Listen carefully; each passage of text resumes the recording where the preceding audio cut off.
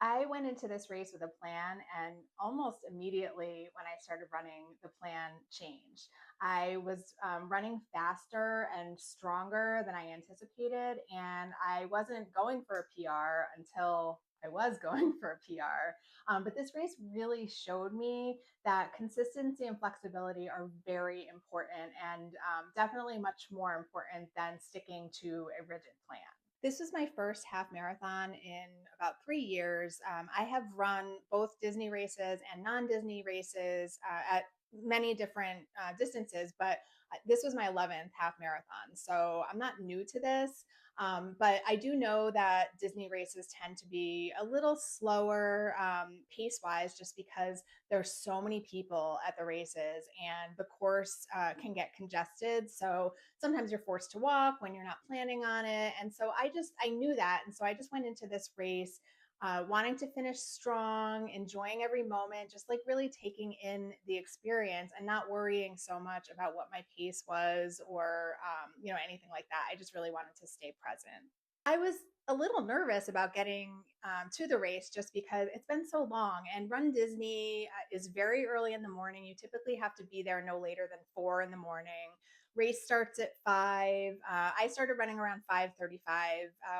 They put you into corrals, and so it's like waves of people that they let out. So not like everyone is going at once. So started the race. I had my new Apple Watch set. Now I've never had an Apple Watch before. I've always had Garmin. My husband got me an Apple Watch for Christmas, and I'm still kind of figuring it out. So I get into running and then realize that like I hadn't hit the right setting, so my intervals weren't coming up. I typically do interval running where I run for 60 seconds and then walk for 30 seconds, and that wasn't happening. So for a while, I was just kind of trying to time it on my watch, but I was finding that my energy was really good and I felt really good. So I would run for longer stretches, and it actually ended up serving me really well because the way that those races are structured, there's so many people, and there are just spots on the race course where sometimes it needs to be narrow. Like there was one part where we were like running a path between the Grand Floridian Resort and into Magic Kingdom, and that's just a narrow path, and you've got like all these people bottlenecked, and so I had to walk for that. And that's just one example. It happens a lot. And at some point I just like abandoned my intervals altogether, and I really was moving pretty fast. It was cool because I was started like right after that path. We went into Magic Kingdom, which is really energizing, and that was after the 5th mile. Now, half marathon is 13.1 miles, so still had a long way to go. But that really like the energy in there, and just being able to see like all the lights and the castle, and so mmany people cheering. And my husband happened to be there too, so he was there cheering me on. So that really boosted me. It got me through the next few miles, and it just felt really good, like running through that, being able to run through the castle and everything. And I felt good. I felt really energized. I had done a true carb load, which I have never really done. Like I'll usually do like pizza or pasta the night before, but I did a structured carb load for 2 days leading up, and I was like almost sick of eating sugar and bread and carbs, but it really did help. I just had this like great energy almost through the whole race. And then I realized that I was very close to setting a personal record. And, that's not typical in Disney races because, like I said, they're slower. So I had set my own personal record a few years ago at a different half marathon. And I noticed that I was getting very close to being able to, either achieve that again or beat it. So I started like really going for it. But then I started to kind of realize I wasn't enjoying it as much. I was putting a lot of pressure on myself. And so I just allowed myself to let that pressure go and just stay present. Once I realized that I wasn't really being realistic and trying to beat that personal record, I just, took it easy. I still pushed, but I wasn't putting that pressure on myself. And what ended up happening is I missed that personal record by 4 minutes. And I could have been disappointed about that, but I also know how hard it is to hit a personal record or beat one at a Disney race. And, like I mentioned, it's slower. Disney races are just slower. I beat my Disney half marathon best time by almost a half an hour. I think it was like 29 minutes and 4 seconds. And I was just thrilled by that because it was the strongest I had ever felt in a race. And it really just comes down to the process that I put in. I really made a lot of progress by just trusting in my training, trusting in my fueling, making sure that I had, proper sleep throughout the whole process. And that all like culminated in me just having a fantastic race. That consistency in my training obviously really paid off. And being consistent doesn't mean that you're being perfect. I just wanted to make sure that I was getting all my training runs in. And I had a very conservative plan. It was only 3 days a week of running. I know there are other runners who run more than that. And maybe at some point I'll add more, but I didn't want to overwhelm myself. And I also knew going into a Disney race that it was okay if I ended up walking a lot because a lot of people do that. I just set that action goal. If you watched my video last week or have read my Substack, you know that an action goal is something that you can control, where the outcome is not something you can control. So the action goal was to set up my training plan and to stick to it. And I did that with that flexibility. So what I mean by the flexibility is, life happens, right? Like there are things that come up sometimes. I'm a mom, I have a family. There are things that happen within my family that I have to work around. Especially for my daughter, because she is very involved in local theater and she has a lot of rehearsals. So, if I had a long run planned, I would make sure that if she had rehearsal on Saturday, I did the long run on Sunday, things like that. Another really good example is at Christmas, I had at the end of that week, now Christmas was on a Thursday. We were leaving Friday night to go up to New York to visit family. And I didn't want to have to run 12 miles while I was up visiting family, not to mention in New York where it's freezing. I live in Florida, so I would much rather run here. So I scheduled my long run to be on Friday morning, the day after Christmas, the same day that I was flying out. Wasn't ideal, but I got it done, and I was really, really glad that I did, so I could just go up to New York and enjoy that time with my family. So again, like that was just my action goal, and then it ended up paying off. Another thing that I think really impacted this race was my fueling plan. Now, like I mentioned before, in the past, I had never really done like a true carb load. And I think part of that is just we tend to have this like fear around overeating, around gaining weight. And I had to really let that go. And so for the 2 days leading up to the race, I was eating so much pasta and bananas and candy and like all this stuff that I don't normally eat. And, I felt a little like gross because I just don't typically eat a lot of sugar, but I knew that that was what was going to really help me to take my running to the next level. And so for those 2 days, I ate all kinds of carbs and sugar.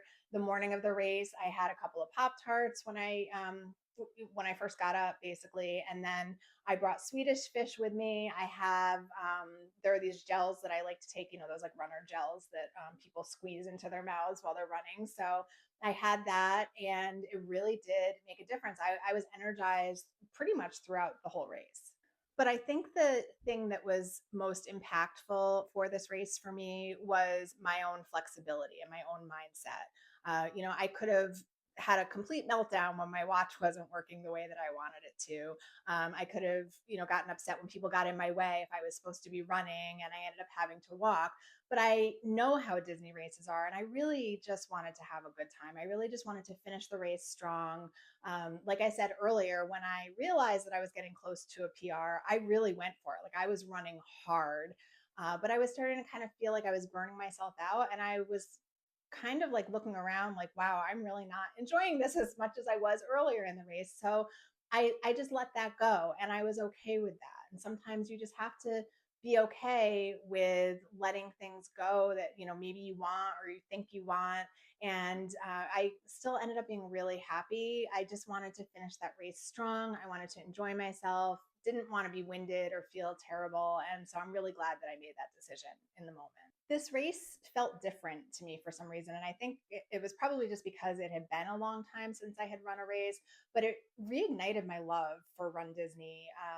I'll talk about that a little bit more later, but I really, as soon as I finished, I was like, oh, I have to sign up for the next one. But I also started thinking about maybe doing a non Run Disney half marathon locally just to see what I can do. Because if I came that close to a personal record with the crowds and the congestion and the bottlenecks, what could I do if I didn't have that?